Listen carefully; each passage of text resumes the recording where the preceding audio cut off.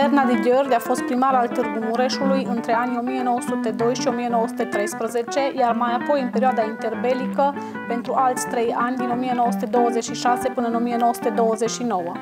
În mandatele lui s-au făcut progrese uriașe în ceea ce privește modernizarea orașului nostru, proiecte care au fost continuate de către succesorul său, primarul Emil Dandea. Bună ziua, sunt Alina Chiorian, agent imobiliar Prestimob și astăzi vă invit să facem împreună turul casei în care a trăit primarul Târgu Mureșului Bernard Gheorghe între anii 1913-1938.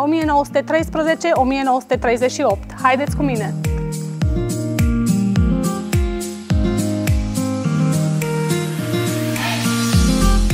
Construită la sfârșitul anilor 1890, casa încă păstrează elementele decorative autentice pe ziduri și poartă.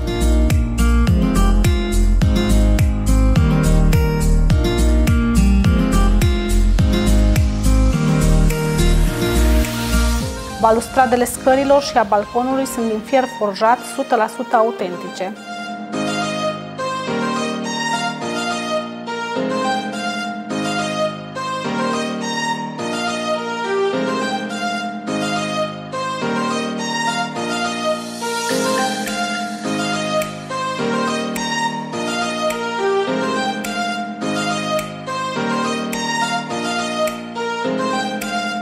Casa se întinde pe o suprafață de 175 de metri pătrați, are o pivniță de 25 de metri pătrați, un pop de 60 și o grădină cu o suprafață de 120 de metri pătrați pe care proprietarii o cultivă.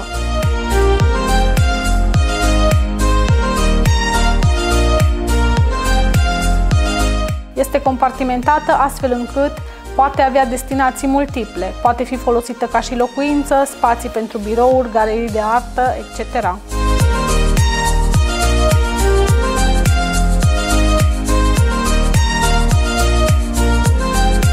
Situată în centrul orașului, în imediată apropiere a clinicii de cardiologie, a Palatului Justiției, Curții de Apel Mureș, Catedralei Mari, Casei Telechii, Cetății Medievale, Primăriei și Prefecturii, precum și în apropierea altor clădiri reprezentative și cu mare încărcătură istorică a orașului nostru.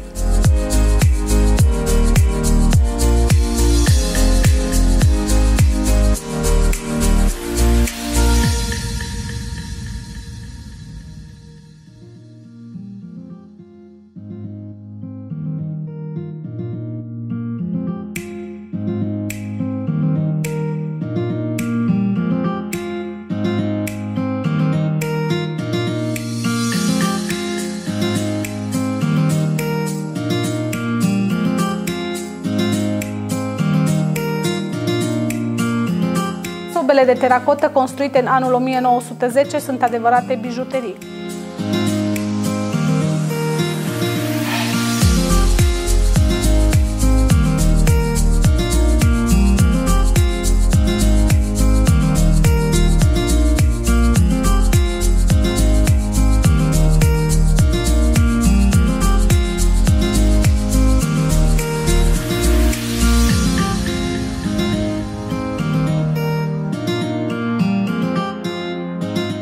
Cei care doresc să achiziționeze acest imobil o pot face la prețul de 225.000 de euro.